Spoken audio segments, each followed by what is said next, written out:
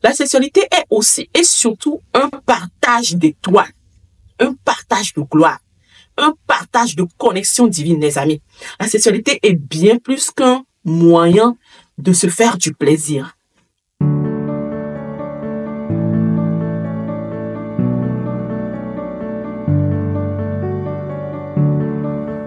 Hello mes reines, j'espère que vous portez toutes bien. Je suis heureuse de vous revoir dans notre vidéo d'aujourd'hui où on va aborder un thème très crucial. Aujourd'hui, je vais vous parler des 4 moyens les plus faciles et les plus insoupçonnés par lesquels l'ennemi passe pour voler votre étoile, pour voler votre gloire. Les amis, c'est tellement subtil. Si vous ne les comprenez pas, vous allez très facilement passer à côté de votre vie. On va aborder tout de suite le sujet, mais permettez-moi de vous présenter tout d'abord à vous. Pour celles qui ne me connaissent pas, je suis Eugénie, celle qui est en train de bâtir une génération de femmes puissantes, une génération de femmes conquérantes, une génération de femmes qui connaissent leur identité, des femmes qui vont coloniser le monde de demain. Alors, si cette thématique-là t'intéresse, je t'invite à faire 3 choses avant qu'on ne continue cette magnifique vidéo. Je t'invite à t'abonner sur la chaîne. Je t'invite à activer surtout ta cloche de notification pour ne pas rater les prochaines vidéos parce que je publie toutes les semaines sur cette chaîne. Je t'invite aussi à liker la vidéo et à la partager au moins à 5 reines autour de toi.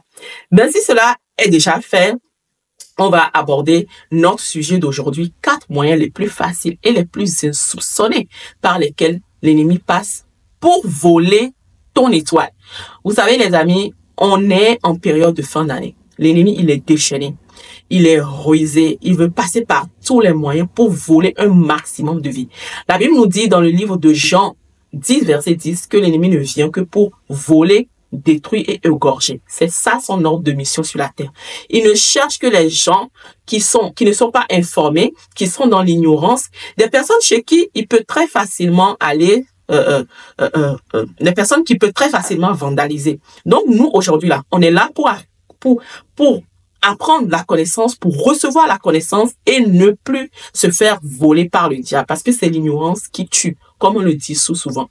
Avant de continuer la vidéo, permettez-moi de vous présenter encore nos produits, les tisanes pour les soins intimes, notre gamme de produits soins de reine. Voilà, les produits sont là pour tous celles et ceux qui veulent s'en procurer. Si tu es une fille qui souffre des règles douloureuses, tu as de l'endométriose, tu souffres des pertes vaginales anormales et toutes ces choses, ben, je t'invite à nous écrire sur ce numéro WhatsApp. Il y a le catalogue dessus. Tu vas trouver tous les produits que nous vous proposons et tu peux t'en procurer très facilement. Les amis, ce sont des produits qui sont bio. Ce sont des produits qui marchent. Ce sont des produits qui ont de la bonne réputation. Donc, nous prenons en plus le temps de prier sur nos produits afin qu'il y ait une efficacité au maximum.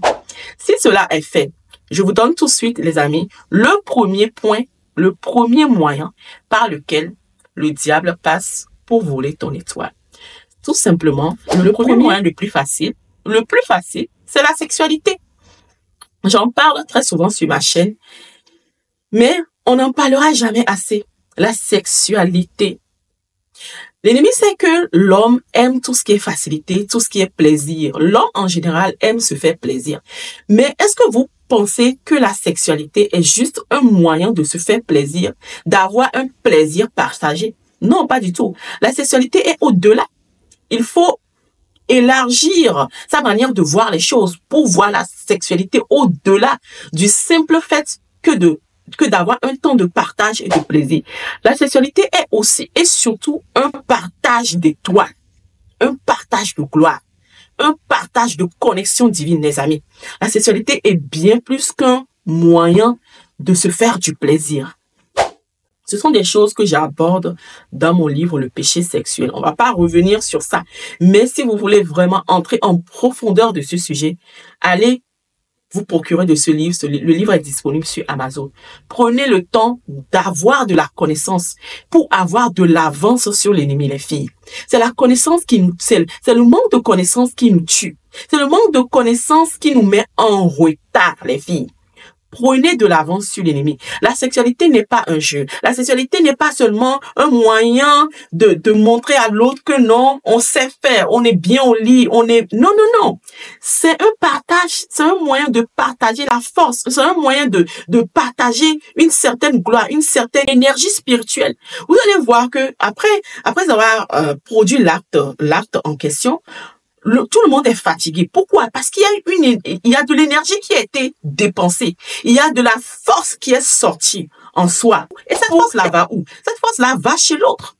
Donc, les filles, la sexualité n'est pas seulement, oh, je suis trop belle, donc je vais lui offrir mon corps, je vais lui montrer comment je suis très svelte au lit. C'est tellement loin de là. C'est le premier moyen que l'ennemi trouve plus facilement pour voler votre étoile. Si vous voulez votre vie, la vie que Dieu a réservée pour vous là, préservez votre intimité. Quelqu'un a dit un jour, celui qui touche à ta sexualité, touche à ta prospérité. La prospérité que Dieu a réservée pour toi dans cette vie-là. Celui qui touche à cette sexualité, touche à cette prospérité. Je pense que je vais même en faire un direct. Hein. On est en fin d'année là, parce qu'il y a plein de choses qui se passent durant les fins d'année. Je vais faire un direct le week-end prochain, si Dieu le veut, sur ce thématique-là. Celui qui touche à ta sexualité, touche forcément à ta prospérité, pardon. Il faut pas rigoler avec sa sexualité. C'est une porte d'entrée dans votre monde spirituel, là où Dieu a mis des trésors, des dons, des talents pour vous. Il faut pas rigoler avec ça. Ne laissez pas 5 minutes de plaisir vous faire perdre des années de vie et des étoiles de gloire que Dieu a prévues pour vous. Ça, c'est le premier point. Le deuxième point par lequel l'ennemi passe, en tout cas le deuxième moyen par lequel l'ennemi passe très souvent et facilement pour voler votre étoile, c'est la comparaison. Vivre une vie de comparaison. Nous sommes dans une société aujourd'hui où tout le monde veut se comparer à l'autre. Personne n'arrive plus à vivre sa vie comme il la veut. On veut suivre la mode, on veut suivre la tendance, on veut être comme telle personne, on veut imiter telle personne, on veut s'habiller comme telle personne, on veut être comme cette star. Et finalement, on passe à côté de la vie que Dieu a prévue pour nous. Jusqu'à quand est-ce que nous allons essayer de vivre la vie que Dieu veut pour nous? Les amis, sachez une chose, Dieu nous a créés d'une manière unique. Chaque personne est unique. Personne ne ressemble à l'autre. Même les jumeaux ont toujours une différence. Quand on ouvre bien les yeux, on trouve la différence chez les jumeaux, que ce soit les jumelles. Donc, personne ne peut vivre la vie de l'autre. C'est impossible. Tu vas essayer, mais Dieu va te combattre. Mon ami, Dieu va te combattre. Pourquoi? Parce que Dieu veut que tu restes original. Dieu veut que tu restes tel qu'il t'a créé. Dieu veut que tu sois belle comme tu es. Dieu veut que tu sois avec cette tache que tu as. Dieu veut que tu sois que tu restes avec ce nez que tu as. Oh, j'ai tellement de sujets. Je sais même pas. Dites-moi, de quel sujet est-ce qu'on va parler durant ces fêtes de fin d'année là? Est-ce qu'on va parler de la confiance en soi? De comment apprendre à s'aimer naturellement sans vouloir vivre la vie de l'autre? Ou on va parler de sexualité? Dites-moi en réalité. Parce que là, je suis partagée, les filles. Il y a tellement de choses qui bouent en moi. Il y a tellement de choses qui bouent en moi, les filles. La comparaison est le meilleur moyen que l'ennemi trouve aujourd'hui, en tout cas dans le 21e siècle. Et surtout depuis 2020, là, c'est compliqué. Avec les réseaux sociaux, c'est très compliqué de s'affirmer. C'est très compliqué aujourd'hui d'être ferme dans ses bottes, de connaître son identité et de ne pas vouloir jouer la vie de l'autre. De ne pas vouloir jouer la vie de l'autre. Le fait de se comparer, le fait de vouloir être comme l'autre, le fait de pouvoir parler comme l'autre, le fait de vouloir avoir les choses, posséder les choses que l'autre possède, ça te défigure en fait. Ça te déconnecte du chemin de ta destinée. Je ne sais pas si je me fais comprendre. Ça te fait quitter le chemin sur lequel tu devais marcher normalement pour aller sur un autre chemin que Dieu n'a pas prévu pour toi. Donc tu te retrouves à vouloir vivre la vie d'une autre personne, alors que dans cette vie, vouloir porter la bosse d'une autre personne, les chaussures d'une autre personne, cela ne te siérait jamais, parce que ce n'est pas la chaussure que Dieu a prévue et dessinée spécialement pour toi. Dieu a prévu une vie spéciale pour toi. Dieu a designé une vie spéciale pour toi. C'est un magnifique livre que Modestine Castanou, l'épouse de l'apôtre Yvon Castanou, qui est mon pasteur, a écrit, qui est ma mère spirituelle aussi. Elle a écrit le livre « Tu as droit à une nouvelle vie », une vie designée par un pro. Tu as droit de vivre ta vie. Tu as droit de vivre comme bon te semble, tout en obéissant à la parole de Dieu, bien sûr. Mais vouloir ressembler à l'autre, c'est inconsciemment insulter Dieu. C'est inconsciemment dire à Dieu, je ne suis pas d'accord avec ce que tu as fait de moi. Je ne suis pas à l'aise dans la peau que tu m'as donnée. Non. Il faut qu'on apprenne à s'aimer naturellement, les filles. Il faut qu'on apprenne à accepter ce que Dieu nous a donné. Sachant que tout ce que Dieu nous donne, le mode de vie que Dieu nous donne, est la meilleure parce que Dieu nous aime. Parce que Dieu, il veut le meilleur pour nous.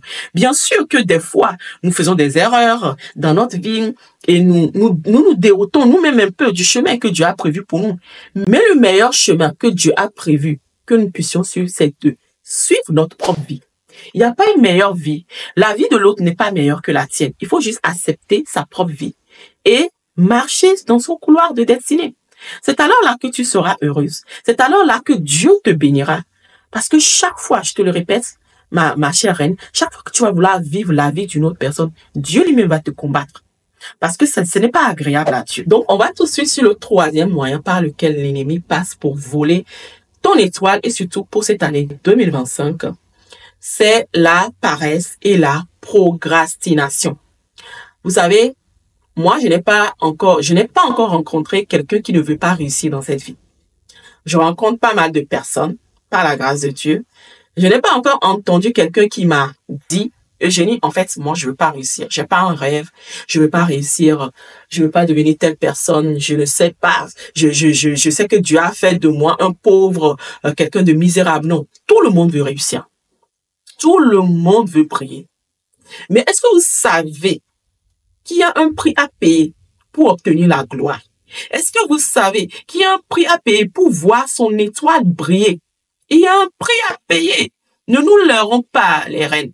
Ne nous leurrons plus, les sisters. Parce que j'ai pris des années à me mentir à moi-même pour dire non, c'est très facile d'acquérir la gloire. Il faut juste faire un petit travail. Il faut juste se secouer un peu et on peut tout de suite réussir. Non.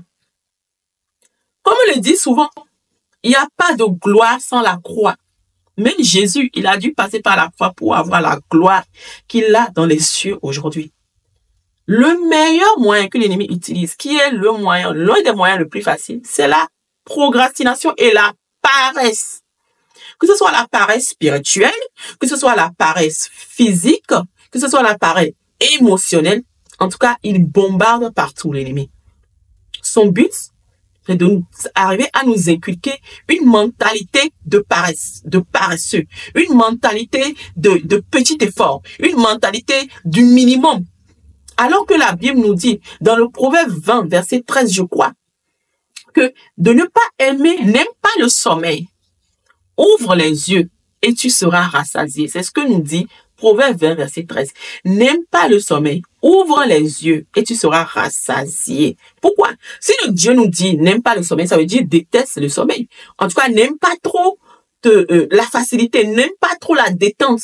Ouvre bien les yeux, travaille avec agilité, travaille avec discipline pour pouvoir être rassasié dans cette vie. Il y a aussi un proverbe qui dit que la main des diligents dominera et la main des nonchalants, la main des paresseux sera astreinte aux corvées. Ceux qui sont des paresseux, ceux qui ne veulent pas faire le maximum d'efforts, ceux qui ne veulent pas se débattre, dormir moins pour pouvoir travailler plus, ils seront astreints aux corvées. Astreint, c'est quoi? C'est que tu ne vas pas vouloir faire la corvée, mais tu seras quand même astreint. Tu vas pas vouloir faire ce travail, mais tu seras quand même obligé de le faire parce qu'il y aura des loyers à payer, parce qu'il y aura des charges fixes qui s'attendent chaque fin du mois, parce que tu auras des enfants, tu auras des charges et tout ça. Il va falloir marcher, il va falloir travailler, il va falloir aller de l'avant. Donc, tu seras astreint à cette corvée que tu ne voudras pas, mais tu vas quand même le faire. Pourquoi? Parce que tu n'as pas décidé de payer le prix. Tu n'as pas décidé de payer le prix, de purifier ton étoile pour que ton étoile puisse briller, pour que ta gloire puisse briller, pour que tu puisses shiner. Il faut charbonner pour devenir quelque chose. Il faut passer par le feu, accepter d'être cuit par le feu. Oui, si je peux le dire comme ça. Accepter d'être brûlé par le feu. Si on veut réussir. Moi, comme je l'ai dit, je me suis tellement trompée durant des années que je ne veux plus me tromper. Je vais accepter la réalité. et la vérité, surtout qui est la parole de Dieu, parce que la parole de Dieu est la vérité. Si la parole de Dieu te dit, n'aime pas le sommeil, de peur que tu deviennes pauvre, ça veut dire que Dieu même a peur que je devienne pauvre. Donc, il me donne un conseil. Il me dit là, pourquoi tu ne deviennes pas pauvre? Ben, n'aime pas le sommeil. Donc, je décide, en tout cas, en cette année 2024, là, je décide encore de dormir un peu plus moins que 2024 pour pouvoir être rassasié, pour pouvoir répondre aux besoins, en tout cas, vivre la vie, le standard de vie que je veux avoir dans quelques années. Donc, les amis, le moyen le plus facile, troisième moyen, c'est la paresse. La paresse est son ami, la procrastination. Je veux faire quelque chose aujourd'hui. Oh non, demain je vais le faire. Après-demain, je vais le faire. On est là, on procrastine. Ah, j'ai le projet. J'ai lu un livre un jour dans lequel on disait, une idée ne reste qu'une idée. Il faudra 10% d'inspiration, comme Juliana Hondo le dit, 10% d'inspiration et 90% de transpiration pour que ton idée puisse arriver à bon port. Il faudra 90% de transpiration. Et dans un livre aussi, il disait, pour qu'une idée que tu as eue arrive à être matérialisée dans ce monde, il y a plusieurs étapes. Et les étapes là, il va falloir franchir plusieurs barrières. Il y a des barrières de la paresse qu'il va falloir franchir, les barrières du manque de persévérance qu'il va falloir franchir, la barrière de la procrastination qu'il va falloir franchir, la barrière de la mentalité d'échec qu'il va falloir franchir. Il y a plusieurs barrières que ton idée doit franchir avant de venir dans ce monde physique. Donc, est-ce qu'on est prête, les reines, à franchir ces barrières pour que notre idée puisse venir dans ce monde physique? L'exemple là, c'est devant nous, hein. C'est notre Afrique là. Vous voulez qu'on parle de ce magnifique continent que Dieu nous a donné? L'Afrique, certainement, on est en train de se réveiller aujourd'hui. Mais ce qui nous a mis en retard, nous les Africaines, c'est notre paresse. On l'avoue, on peut l'avouer, on peut dire Dieu merci à Dieu de nous avoir amenés en Europe. Parce que si on était restés en Afrique là, nous autres là, oh, nous autres, si on était restés en Afrique, on allait devenir, je ne sais pas quoi. Parce que la paresse qu'on avait en nous là, c'était trop. C'était compliqué.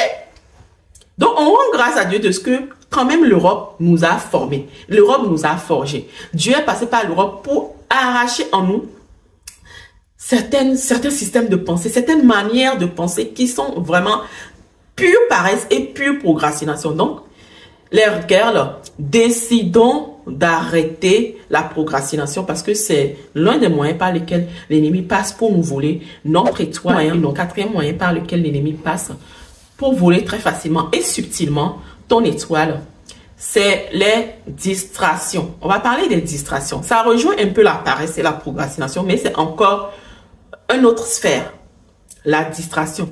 Je me rends compte aujourd'hui qu'on est dans un monde où tout le monde veut avoir beaucoup d'argent, mais personne ne veut travailler.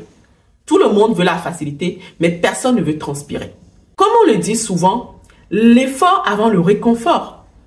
Pourquoi est-ce qu'on ne veut pas faire l'effort et on veut avoir le réconfort? Le réconfort dans les réseaux sociaux, le réconfort dans les distractions. On a tellement de distractions aujourd'hui. Et les plus pires, ce sont les réseaux sociaux. Les réseaux sociaux.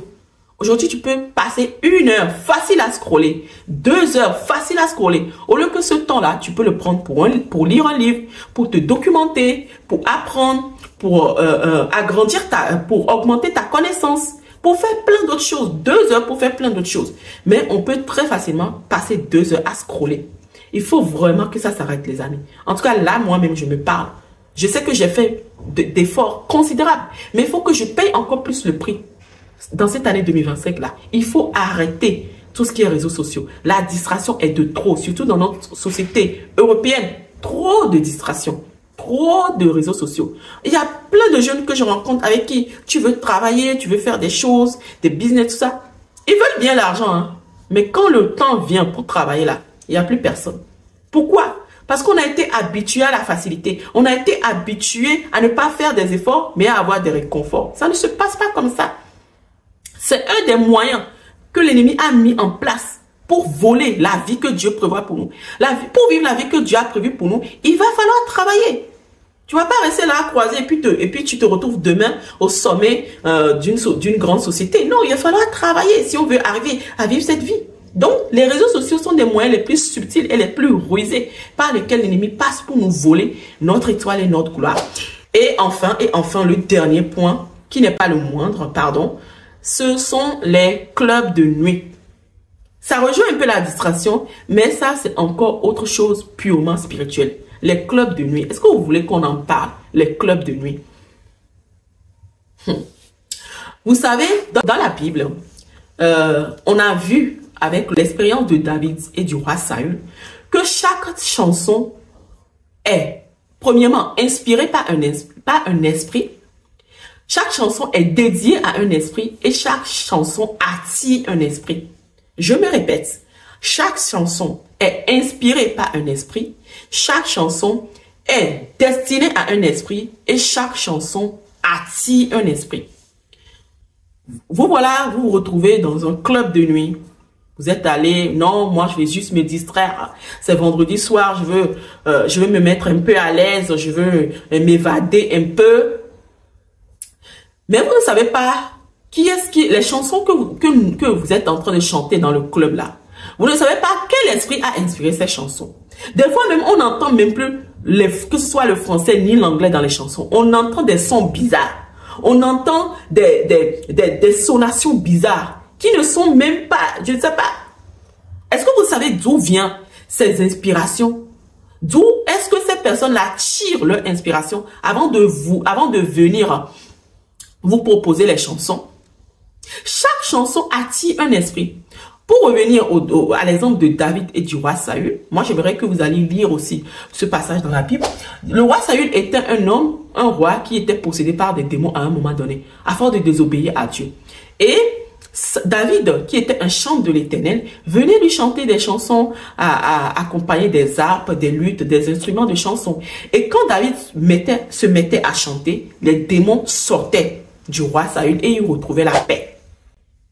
Donc, il faut, avec cet exemple-là, vous comprenez avec moi que des démons peuvent être chassés d'un lieu juste avec une chanson qui a été inspirée de Dieu. Mais si vous allez chanter, danser sur des chansons qui ont été inspirées par les démons eux-mêmes, ben, ce sont les démons qui viennent s'accaparer de vous. Ce sont les démons qui viennent rentrer en vous. Ce sont des démons qui viennent. Et quand ils viennent là, ils viennent pourquoi? Rappelez-vous de ce que je vous ai dit en début de vidéo. Ils viennent que pour voler, détruire et égorger. Donc, ils viennent pour voler votre étoile. Ils viennent pour voler votre vigueur. Ils viennent pour voler votre énergie.